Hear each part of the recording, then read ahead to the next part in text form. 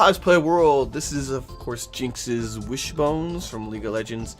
And this actually isn't a project for me or a commission. This is one of the props I was going to make for one of the helpers to come in and work with me. And the agreement was to make this a prop in exchange for some art. Well, actually, I guess it's art. Some size charts. I make a lot of armor, and I'm not very happy with size charts that are available. Absolutely not with the size charts for clothes. They're completely different in what is necessary to make these kinds of things. And so it just didn't work out.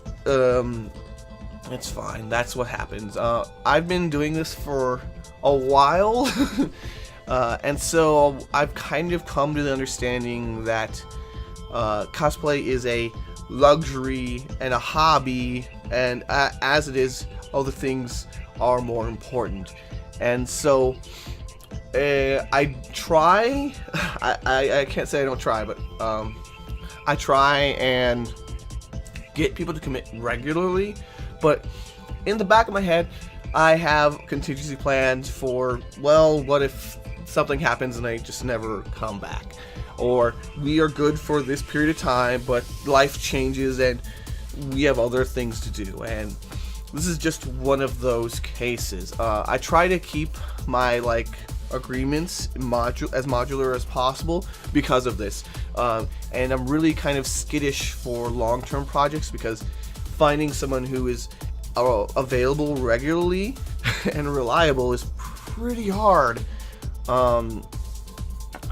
It's one of the main things that has held up kind of the materials listing index, which is this library of cross-referenced videos, and it's a whole thing that I've been putting up with the cosplay elements. If you've seen those videos, they're part of that library, but it's for second tier subscriber, because there's just so much work involved with it. But I'm trucking along, making more content. I'm just making tons of those videos. They're 2 minutes long, and I try to make it the idea is to make a very concise, simple video on one specific topic. And I know that a lot of my tutorials are on a whole project, and the whole project may consist of, 2 or 3 dozen different techniques, and I'll gloss over them. People go, "Oh, what was that?" So I'm trying to figure out a way to more easily communicate a more specific idea, and then move on from there and be able to interlock them in a way that allows people to use. Oh wow, it's not an easy project. It's something I've been working on for a while, and hopefully things are good, things to happen. But it's all more content. It's more videos and more editing and more work, and hopefully it all pays off. But I don't know.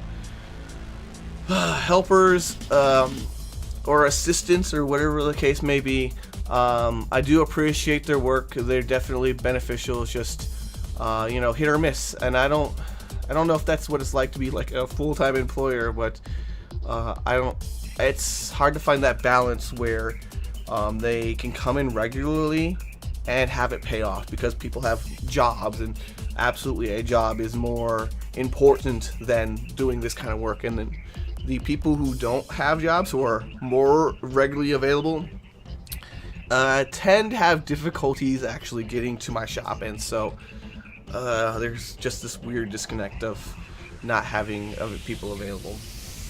Oh well. My next con, I think, is going to be UchiCon. I think that's the first one that's happening in February 4th. Yes. And I'm hoping to have a semi-working Glossius for that. Maybe beat it up a bit and see how it holds together. But a really kind of big reason is I'd like to get pictures in the wonderful architecture of the University of Chicago. It's all wood paneling and very nice things. But I'm gonna need to get a photographer. I'm going to try and not chicken out and get like a scheduled photo shoot with somebody, get something like nailed down. Oh, I'm such a coward. Like, I can be behind the camera and I can be behind the microphone, but me actually being in the camera, just flip out.